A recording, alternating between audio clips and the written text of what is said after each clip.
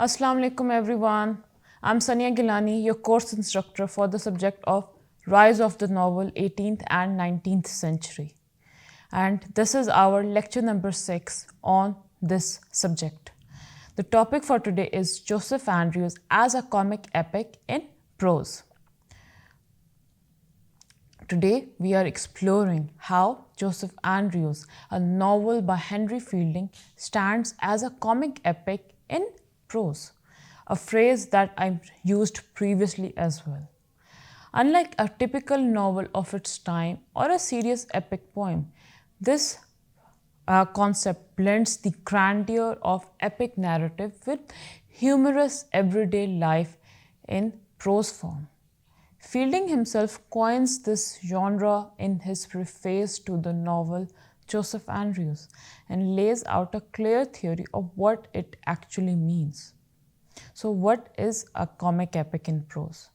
Let's break down the three terms individually: epic, comic, and lastly, prose.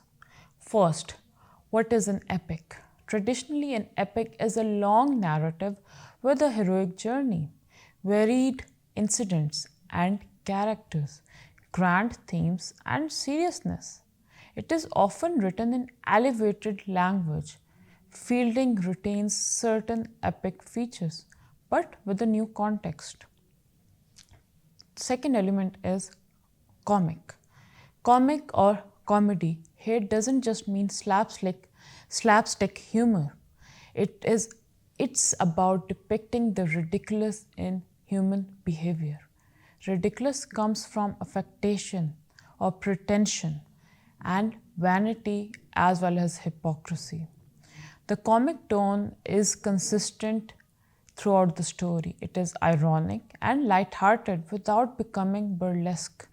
It is not grotesque in any ways. It is not dark or depressing, but it explores darker concepts. Third is prose. Instead of verse, Fielding uses everyday language. This makes his epic feel grounded in the real world, with real people struggling with real flaws.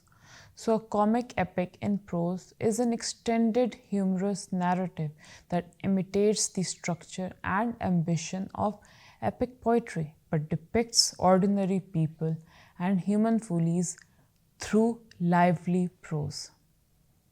Why Fielding had to invent such a term?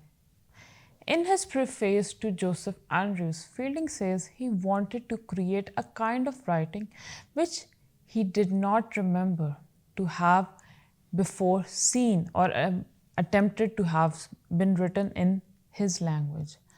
He distanced his works from burlesque, which distorts life, romance, which elevates and idealizes life. He also separates himself from serious epic, which deals with noble heroes and gods. Instead, his comic epic in prose has a comprehensive action, offers variety of incidents and characters, finds comedy in real life, rooted in the ridiculous rather than the sublime. This was revolutionary because it gave the novel form a kind of tradition and dignity akin to epic poetry. It separated and gave it something new, while keeping the original body and humor of prose intact. Now, let's see the epic elements in Joseph Andrews.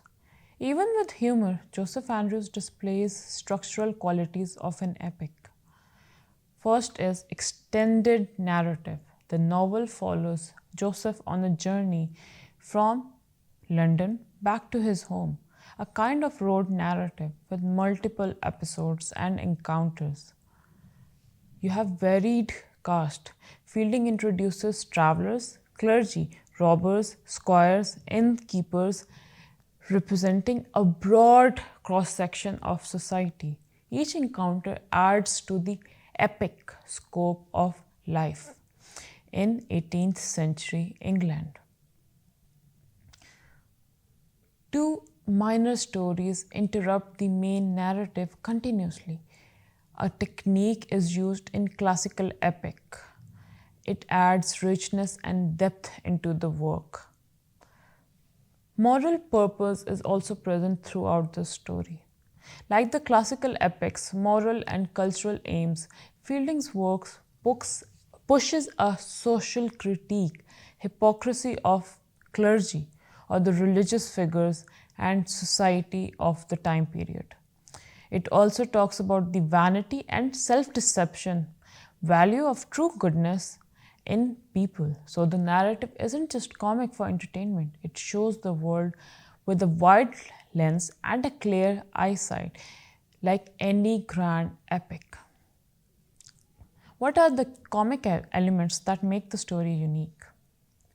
It has mock heroic style. Fielding lifts epic conventions, similes, lofty metaphors, and places them next to everyday actions, which make them funny. For example, comparing trivial struggles like a fight in an inn to big battles. Ridiculous characters. Many characters are buffoonish, hypocritical, vain, and full of affectation. Exactly the trait Fielding wants to expose with humor.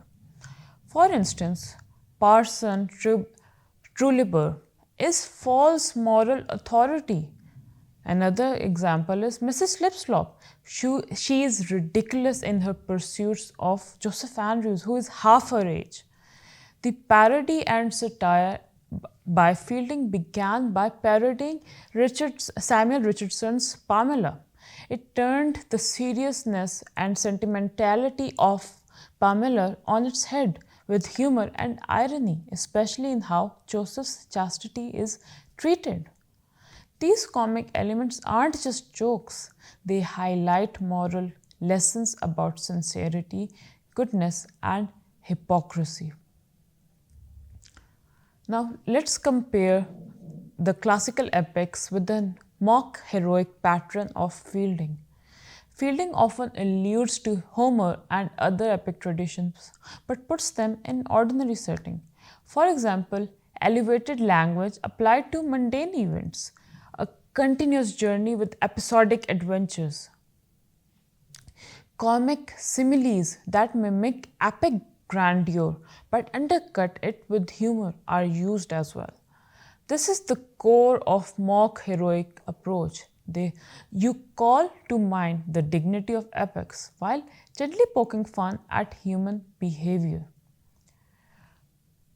So, what was the novel's purpose beyond just laughs? While Fielding entertains, he doesn't just mock without a purpose. His humor holds a moral mirror. He reveals hypocrisy and vanity as ordinary human weaknesses. He celebrates virtue, charity, especially through characters like Parson Adams and Joseph Andrews himself. In this sense, the comic epic in prose becomes a didactic tool, teaching through laughter rather than solemn instructions. Like last time, I will now quote a few examples from the actual text and briefly explain their link to today's topic. First, now the rake, Hesperus, has called for his breeches. Fielding opens Book 1, Chapter 8 with this elevated classical imagery. This passage mimics Homeric and mythological setting, likening ordinary events preparations to classical figures such as Hesperus and Thetis. Immediately after this lofty language, Fielding turns it into simple literal prose, in vulgar language in fact. It was the evening, undercutting epic grandeur with plain comedy. This fusion of mock heroic style and everyday narrative is the signature of the comic epic in prose. I'm repeating a phrase that we talked about last time as well, but this statement is the only source of true ridiculous is affectation. It is from the preface of the book. It discusses comedy itself. This line is Fielding's own literary theory of what comedy entails. What makes literature funny is affectation, pretentious, and hypocritical behavior of the people. In defining this, Fielding places himself within the epic tradition of explaining genre and the purpose of genre. He uses the definition by defining it and then applying it to his work. He does not just do it for comic moral insight, though. This shows how his work is not just humorous but has an overarching purpose. He's defining terms and utilizing them. Another epic trait. Mr. Joseph Andrews, the hero of our ensuing history. This line has been taken from Book 1, Chapter 2. The narrator introduces Joseph in a mock biographical pseudo epic voice, almost as if presenting a heroic life. Yet the context, his humble birth and comic aims, immediately undercuts traditional epic hero introductions. This blends treating an ordinary character with elevated narrative framing is central to how the novel positions itself as an epic in comic prose. Next statement is, if she had sprung up out of a dunghill, would not this autocropsis be entitled to praise? This playful classical allusion in Book 1, Chapter 2 of the book is Fielding evoking Greek myths, Athenians springing from the earth, but twists it into a comic analogy with humble origins. Fielding isn't writing a serious classical epic. He is using epic references for humorous effect while still hinting at deeper ideas like virtue and worth. This is a perfect example of how he infuses epic allusion into comic prose. Next phrase is, she was a maiden, gentlewoman, rather too corpulent body and somewhat red, with the addition of pimples. This description is of Mrs. Slipslop. This vivid comedic description turns what in an epic might be solemn character details into satirical, because Mrs. Slipslop is not a serious character. She is a humorous caricature. Fielding often exaggerates physical or personality traits to ridicule hypocrisy, which he says is the true ridiculous. But he does so within the wide, varied narrative typical of an epic. There are many characters and many episodes. So how do these lines support the topic altogether? These examples show Fielding is deliberately adopting classical diction, then deflating it to comic effect. That's the heart of comic epic in prose. The language seems difficult, but the idea conveyed is ridiculous and silly. The author's own definition of the ridiculous shows that he isn't joking randomly. Comedy has moral and structural purpose. Like an epic, Joseph isn't Achilles, but the narrator treats him like epic-like framing, blending grand narrative with comic reality. Classical cultural references are also used throughout the story playfully, again blending epic structure with comic everyday life.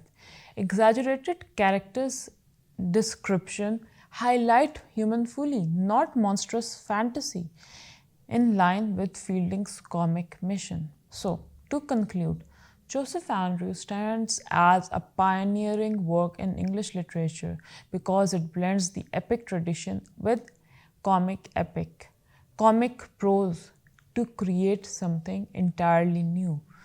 Through this form, Fielding expanded what a novel could do, mixing broad humor with serious discussion of society. He critiques his own English society in a very comedic manner. So this is all for today's discussion. Today we discussed about what is a comic epic and how is this concept applicable to Joseph Andrews. And till then, Allah Hafiz, see you guys soon.